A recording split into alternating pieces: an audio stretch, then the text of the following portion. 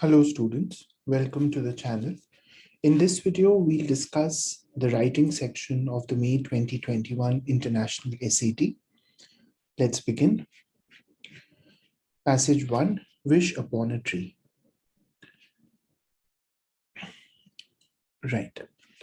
Strolling down a stone path surrounded by Japanese dogwood trees, visitors to the Smithsonian Institution's Hirshhorn Museum and Sculpture Garden might notice hundreds of paper tags gently swaying from the Japanese dogwood trees' branches.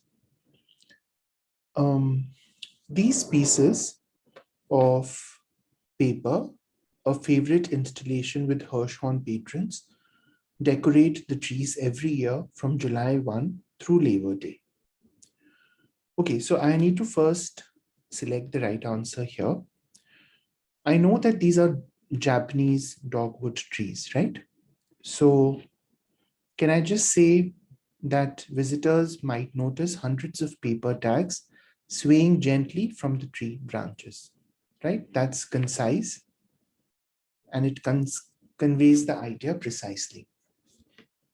Gently swaying from the Japanese dogwood trees. This is repetitive because I have already established that the trees are Japanese dogwood in my sentence. Paper tags or pieces of paper. This is also redundant because that's already established.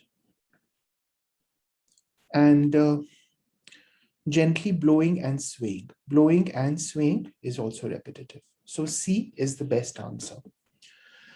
These pieces of paper, a favorite installation with Hirshhorn patrons, decorate the trees every year from July 1 through Labor Day. Now we have to establish one of the main ideas of the passage. So we'll come back to question 2. Entitled Wish Tree for Washington, D.C., this exhibit was the brainchild of Yoko Ono, an artist and musician who has spent decades creating interactive art designed to encourage and incorporate the participation of its viewers as a platform for peace. For her Wish Tree series, which is perhaps her best known interactive project, Ono was inspired by the temple courtyards she visited as a child in Japan.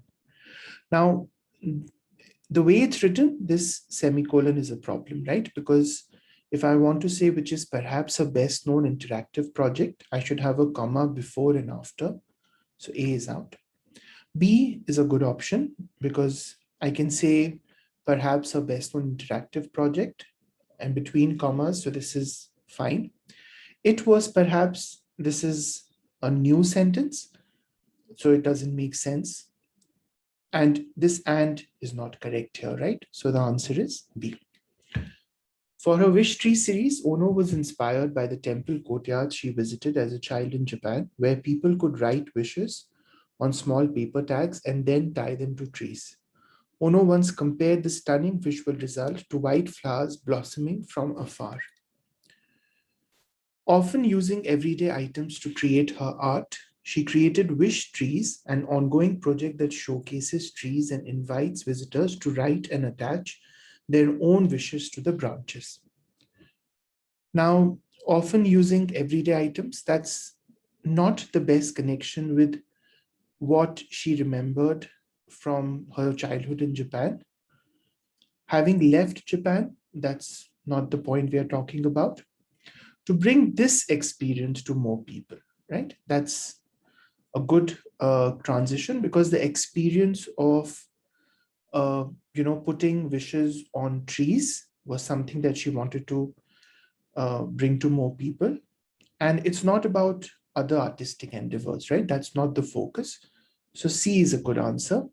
To bring this experience to more people, she created Wish Trees, an ongoing project that showcases trees and invites visitors to write and attach their own wishes to the branches by encouraging people to reflect on their aspiration and contribute to a large collective project, right? To contribute to is to participate in, to bring something to. To attribute is to give proper attribution. That is, for example, I attribute my success to working hard. So the cause of my success is working hard. So that doesn't make sense here. So D, by encouraging people to reflect on their aspirations and to contribute, uh, by encouraging people to reflect and to contribute to a large collective project, Ono believes wish trees will promote global harmony. Okay, now let's look at question 2. These pieces of paper are secured to the trees with strong cotton string to prevent them from blowing away. These pieces of paper are exposed to the elements, but they are still for the most part intact and legible. These pieces of paper, though light, bear something truly weighty, the hopes and dreams of museum patrons. So D is the best answer because we know that people write their wishes, right? So they are light, but they bear the hopes and dreams of museum patrons. Okay. Ono's trees have been shown in museums around the world, with each exhibit featuring tree species, typically indigenous ones, selected to complement the venue. The exhibits have proved very popular. In fact, more than 1 million wishes have been written over the past 10 years. So if I'm saying the exhibits have proved very popular, that's like one sentence. And then I'm supporting that with in fact in the next sentence. So I need to have two independent sentences, which is what a semicolon will do. So C is a good answer. The dash here and no punctuation here, those are in wrong because I need to start a new sentence here, right? And similarly, a comma here is not correct. So C is best. Visitors have filled tags with diverse hopes ranging from goals for their families, right? Because I am talking about visitors, which is plural. So the pronoun has to be plural, ranging from goals for their families to desires for equality, respect, and fair opportunity for all. In addition to museum installations, Ono has provided instructions for schools, workplaces, and communities that are interested in creating their own wish trees. Schools, workplaces, right? Plural, plural, plural. So by parallel structure, option A is the best answer. Not working, not at work, not to be a community. So schools, workplaces, and communities that are interested in creating their own wish trees, further expanding the interactivity of the project. The writer wants to add the following sentence. A wish tree exhibit at the Museum of Contemporary Art in Sydney, Australia, for instance, used 6 lemon-scented eucalyptus trees, which are native to the continent. Right, so I'm talking about exhibit featuring tree species that are typically indigenous. So you're selecting indigenous tree species to complement the venue. And this is giving an example of that I've picked up lemon-scented eucalyptus, which are native to the continent. So this fits right after sentence 1 because it explains that, right? So after sentence 1, option A. Once an exhibit ends or a tree becomes full, the wish tags are collected and then deposited in capsules at the base of the Imagine Peace Tower on Veove Island near Reykjavik, Iceland. The tower was also designed by Ono. Ono's tower is a beam of light that shines each winter from a base carved of stone into the aurora grace Icelandic night.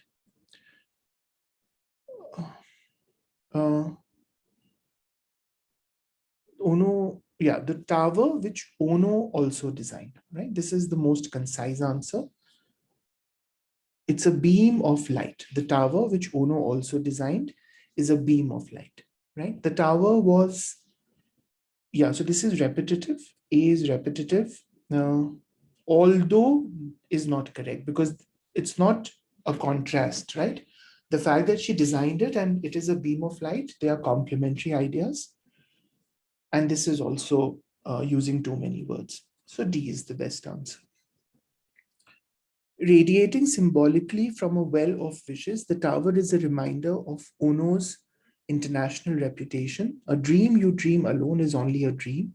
A dream you dream together is reality. Ono's own wish for world peace, Icelandic's commitment to green energy, wish trees popularity. So it's B, right? Because one of the main ideas that Ono is mentioned to have uh, perpetuated with this wish tree concept is a desire for world peace. And that sets up the idea that if you dream together, then world peace is possible. So B is the best answer. Okay. Passage 2, the Hubble Deep Field. The Hubble Space Telescope was launched in 1990 to provide researchers with views of the universe undiminished by interference from Earth's atmosphere. After a misshapen mirror was fixed, the HST began returning clear, breathtaking images that greatly advanced scientific understanding of the known universe. However, the director of the Space Telescope Science Institute, Bob Williams, suspected that the HST needed a boost in public opinion. He thought it might be used to study the farthest reaches of space and answer fundamental questions about the history of the universe. Which choice most effectively sets up the information that follows in the sentence? HST would operate successfully for years, lacked sufficient funding, could do more. So we know that it was returning clear images, but the director of the Space Telescope Institute, he thought it could do more because he thought it might be used to study the farthest reaches of space. So that's the additional task he thought the HST could do, right? So it's not about funding, it's not about working successfully for years or about a boost in public opinion. At the time, no one knew exactly how far the HST could see into space. Williams wanted to test the telescope's capabilities. Telescope, I'm talking about one telescope. So apostrophe S, not S apostrophe. So A and D are wrong. And capabilities is not possessive, right? So it'll be C. Williams wanted to test the telescope's capabilities by directing it at a part of the sky with no known objects and recording images over an extended period. Successfully detecting far-off galaxies, those billions of light years away, would allow scientists to see these objects as they were billions of years ago. However, with ongoing observation, scientists could also determine how galaxies change as time passed. So this is adding to the previous sentence, right? If I could look into the farthest reaches of the universe, it would allow scientists to see those objects as they were billions of years ago. It would also help scientists determine how these galaxies changed. So furthermore, additional information. It's not, however, nonetheless, or regardless. All three of those indicate a sense of contrast, right? Regardless of that information, I still plan to go ahead with the project. So there is always a sense of contrast built into, however, nonetheless, and regardless. And that doesn't make sense here. So C. Some of Williams's colleagues thought that it was unwise to spend so many hours trying to look into seemingly empty space. They argued that Williams should use his observation time for other projects. These scientists were concerned that the study would show only the telescope's limitations, that is, what it could not do, right? They were concerned that it would show, right? I would not say will, because will is definite future. And this is something that hasn't happened. This is something that they were concerned about. So they were concerned that the study would show only the telescope's limitations, right? The past and the past perfect are anyway wrong. That is what it could not do. I had 10% of the telescope time, William said later, as he recalled the experience. He vowed that he would resign from his position if the effort proved to be an embarrassment, right? If the effort proved to be an embarrassment. Okay, which quotation from Williams provides the most effective support for the point?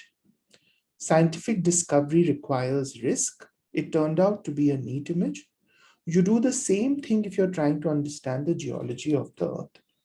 So it's B, right? Because he was doing something that his colleagues were not in agreement with. They were concerned that the study will show the telescope's limitations, but Williams stuck to his guns and he said, scientific discovery requires risk. And he even committed to resigning if his effort turned out to be an embarrassment. Williams assembled a small team of researchers and conducted his study for 10 days in December 1995. Under his supervision, the HST focused on a small patch of sky for a total of 100 hours. So for a total of, right, sum total redundant, total that equal redundant. So the best answer is A. These are all redundant options. Okay. For a total of 100 hours and captured hundreds of images. The researchers then processed and combined the images into a composite picture. They called the composite picture the Hubble Deep Field. Into a composite picture that they called the Hubble Deep Field. Not but, there's no need for a but. There's no need for a thus. And they then called it is just too long, not needed. So they compiled it into a picture that they called the Hubble Deep Field. As it turned out, the HDF significantly reshaped scientific understanding of the universe. It showed an area filled with galaxies, more than 3,000, and it prompted scientists to change their estimate of the number of galaxies in the universe from 10 billion to 50 billion. Some of the galaxies were as much as 12 billion years old. Their colors, shapes, and other attributes provided scientists with insights into what galaxies were like at a much earlier stage in the history of the universe. Their colors, this refers to galaxies, the pronoun, right? So THEIR, their colors. The HDF was a major breakthrough in astronomy, illuminating the early history of the universe and helping astronomers construct a more complete picture of how galaxies evolve over time, This is part of the sentence, so I don't have to say how do galaxies. So A and B are not correct. And since it's part of the sentence, it's not a question. So the question mark is not correct. So how galaxies evolve over time. Williams's gamble had paid off, and the whole community of scientists who study space, even those who were initially skeptical, shared in the reward. The writer wants a conclusion that links the success of Williams's work back to a discussion earlier in the passage. Which choice best accomplishes this goal? So the way it's written, I like it because there was skepticism about what Williams was trying to do, and that skepticism proved wrong ultimately. So I like A. Williams's gamble had paid off, and he still left many more mysteries of space for his colleagues to discover. That makes no sense in the context of the Hubble. And the HST's successor will carry on the HST's mission? No. And Williams went on to facilitate groundbreaking study of the universe's expansion. Okay, that's not about that. It's about referring back to something that the passage had discussed about the telescope, right? And that was the skepticism that scientists had had. So A is the best way. Okay, passage 3, identity marketing. One proven way for marketers to appeal to a target audience is through identity marketing, advertisement that demonstrate the fit between a product and the audience's sense of identity. Traditional wisdom holds that the more directly an advertisement connects a product to a particular identity, the more effective that advertisement will be with consumers who share that identity. So these are two independent sentences, right? So I should just put a full stop here. They're not connected, right? I'm not saying anything. I'm just kind of saying that advertisements that have a fit between a product and identity. Traditional wisdom holds that the stronger the fit, the more effective the advertisement will be. However, recent evidence suggests that direct identity marketing may no longer be as effective as it once was. A team of researchers led by marketing professor Amit Bhattacharjee conducted a study of different types of identity marketing messages. The study included both green consumers, people whose purchases are specially influenced by the perceived environmental friendliness of a product, and neutral consumers.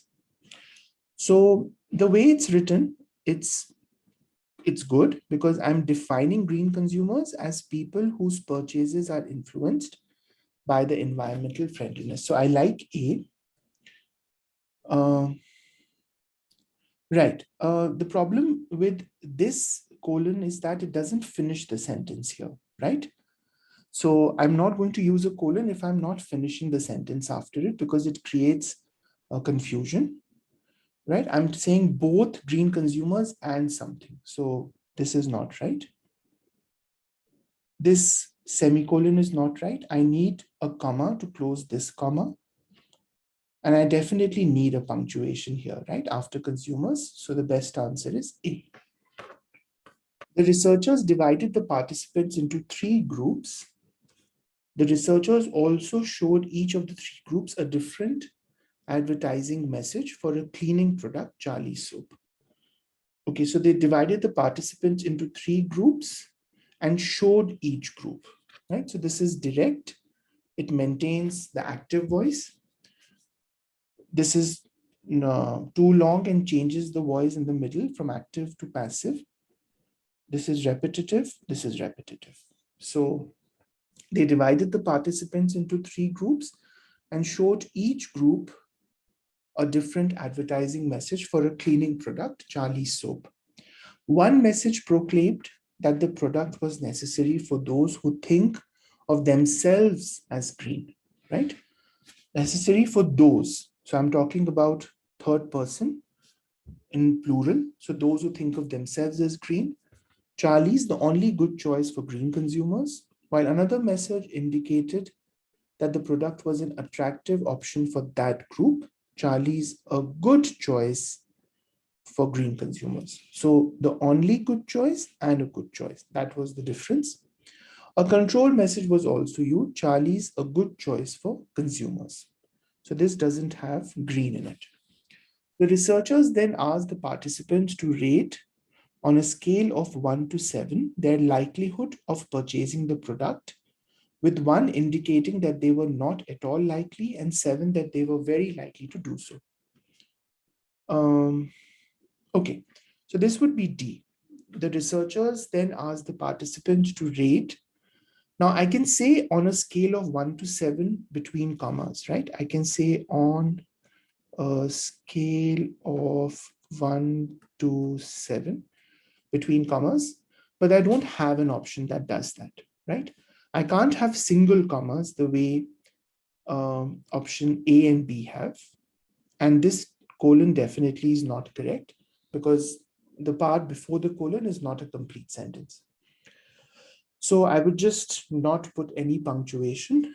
The researchers then asked the participants to rate on a scale of 1 to 7 their likelihood of purchasing the product, with 1 indicating that they were not at all likely and 7 that they were very likely. At the same time, a group of marketing executives was simultaneously asked which message would be most effective with the target group. Okay, so the first thing I notice is that if I'm saying at the same time, then I should not say simultaneously because that is the same thing. That's repetitive. So A is out. While the target group was asked the same thing, that's repetitive too. Collectively, all asked together, again repetitive. So D. At the same time, a group of marketing executives was asked which message would be most effective with the target group. The results of the study suggest that the marketing executives have discovered an effective new strategy. So the results of the study suggest. results is plural, and I need a plural verb. And the only plural verb is option A. These three are singular verbs. So the answer is A. The results of the study suggest that the marketing executives, okay, now this is about interpreting the data. So let's do this later. The message least effective with neutral identity consumers with an average likelihood rating of 4.36 was the one that appealed to their identity without insisting that the product was necessary for them. So, okay. So likelihood of purchase, most effective, right? Because 4.36 is the highest, which appeal to their identity, right?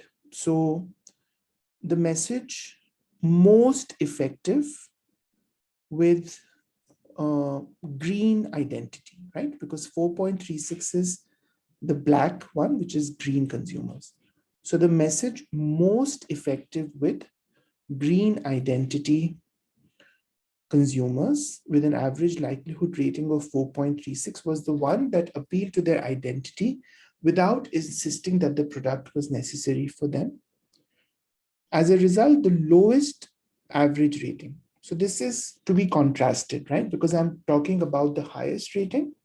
So I should say in contrast, because I'm talking about the lowest rating. In contrast, the lowest average rating in the study was assigned to green identity consumers to the message that the marketing executives had rated the highest.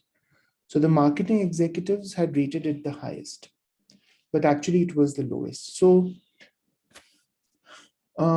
the results of the study suggest that marketing executives are following an outdated paradigm, right? Because an outdated paradigm is a paradigm or a model that does not work anymore.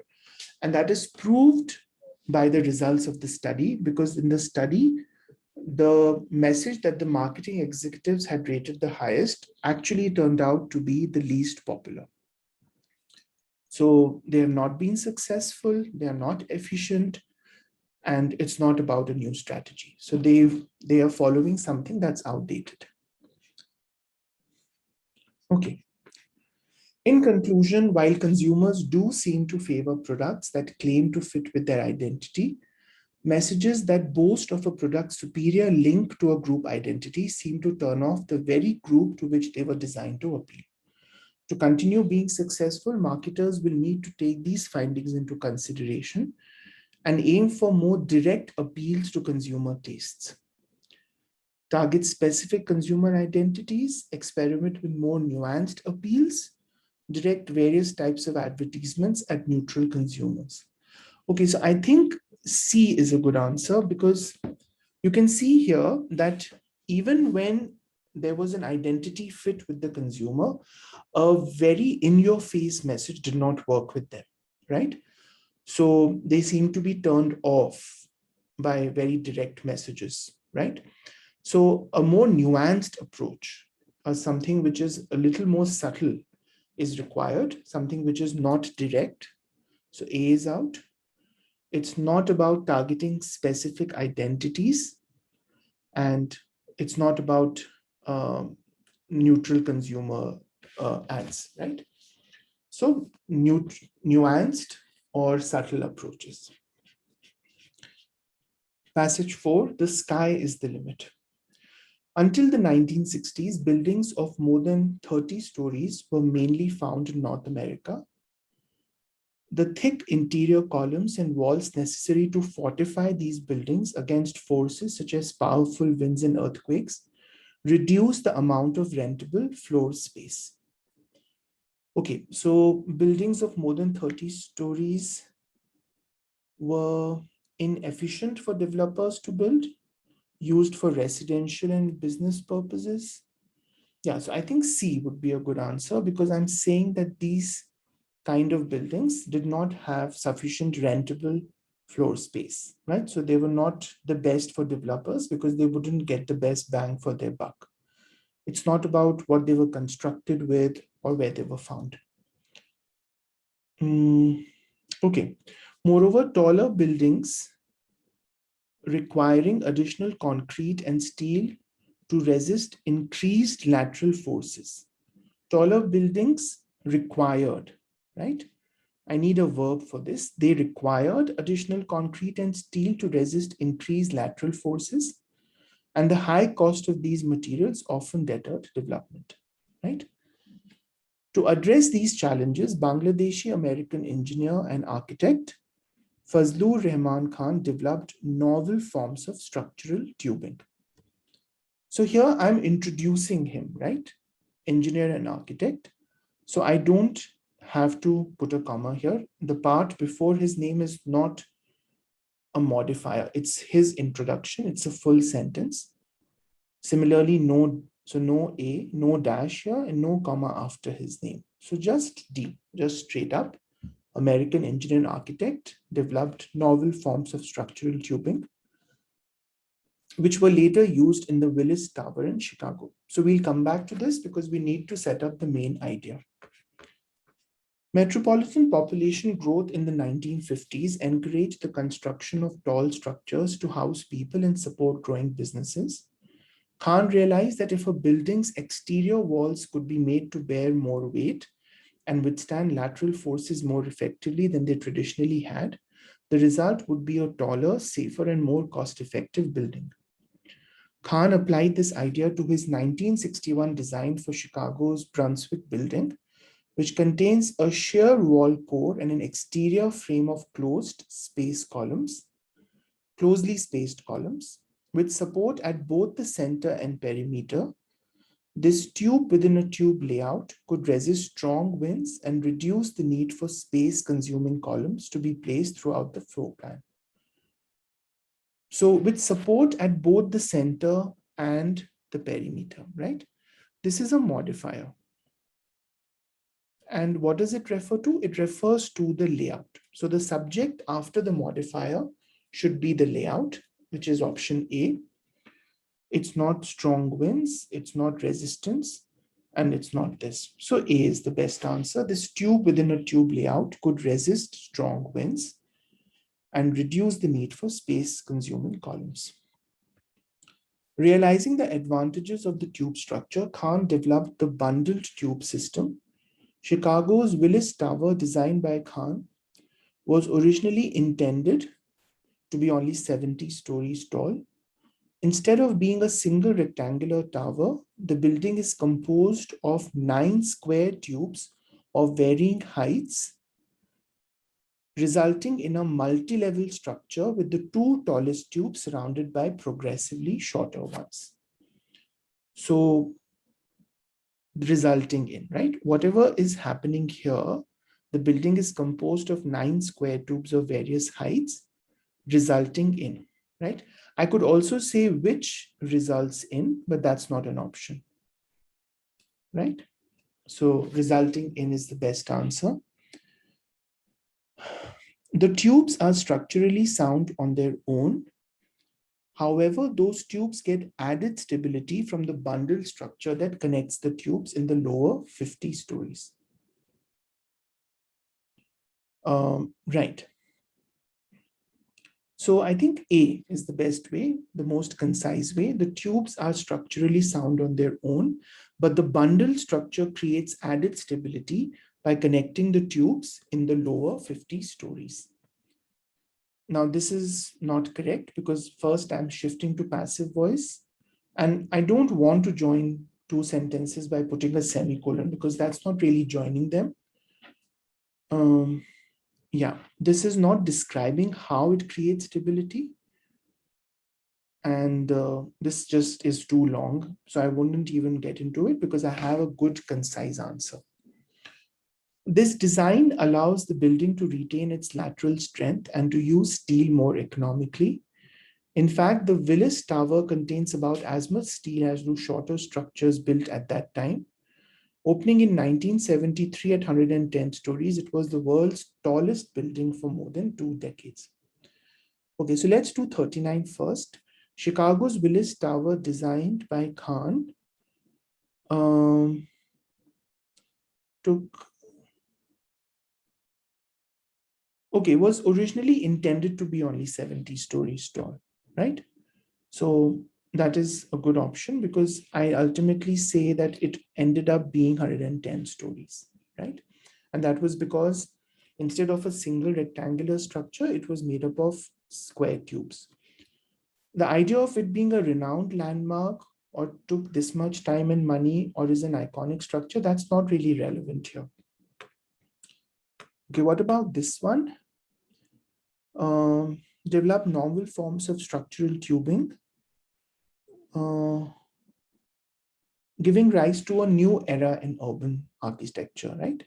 Because that's how you were able to kind of expand space without compromising on quality, safety, and cost, right? So it's not just about the Chicago Tower or the Chicago firm, and we are not talking about computer-aided design. Once buildings had demonstrated the effectiveness of tubular designs, engineers and architects were free to imagine even loftier projects. The result was an inflation, was a proliferation, right? Proliferation is an increase in the number of extremely tall buildings. Inflation is not the right word to use in the context of increase in the number of buildings. Inflation could be used to, for example, indicate a rise in prices, right? Amplification is used for sound, right? So intensity of sound. And dissemination is to spread, like the dissemination of pollen by beetles, right? So to spread. So again, that doesn't make sense in the context of increase in number. Structures such as the 163 floor skyscraper Burj Khalifa, completed in 2010 by the engineering firm with which Khan worked, continue to pay homage. Structures, right? Plural. So continue. Again, you see the first three options are singular verbs. This is the only plural option. So they continue to pay homage to the person who heralded the modern age of the skyscraper. The fact that this record did not endure is a testament to the success of Khan's design. Sentence 4. Once buildings had demonstrated, they were free to imagine even loftier projects. Okay, this record refers to the record here, right? So it has to start the paragraph. It was a testament to the success of his designs because engineers and architects were free. So it is before sentence 1. It has to start the paragraph. Okay, so that was the writing section. Let's grade it and see how we did. Starting from question 1. Okay, I have the answer key here. Writing. Okay. C, D, B, C, D. C, D, B, C, D. C, C, A, A, D, B. C, C, A, A, D, B. Okay. D, C, C, D, B. D, C, C, D, B. C, double A, B, C, A. C, double A, B, C, A. Okay. 23, B, A, B, B, D. B, A, B, B, D. 28, D, A, B, D, C, C. D, A, B, D, C, C. Okay. 34, C, B, D, C, A. C, B, D, C, A. 39, B, D, A, C, D, B. 39 is B. Okay, so 39 is not correct. We'll come back to this. 39 is B. D, A, C, D, B. D, A, C, D, B. Okay, so 39 was, okay, Chicago's Willis Tower is one of the most renowned landmarks to feature this system. Okay, feature this system refers to the bundled tube system, right? So I know that it was, or the fact that it was originally intended to be certain stories and then it ended up being 110 stories. There is a contrast there, but But the idea of that number of stories changing is not related in the paragraph elsewhere, right? It's just the design that is the focus of the paragraph. So yes, B would be a better answer. So I was not careful with reading this system part, which relates to the previous sentence. Okay, so 43 on 44 on this one. Hope this exercise was useful. If it was, hit like and subscribe to the channel. I have already uploaded the solutions to the math sections of this paper, so make sure to check those out. I'll be starting the reading section solutions soon, so do come back for those. I'll see you guys then. Take care. Bye bye.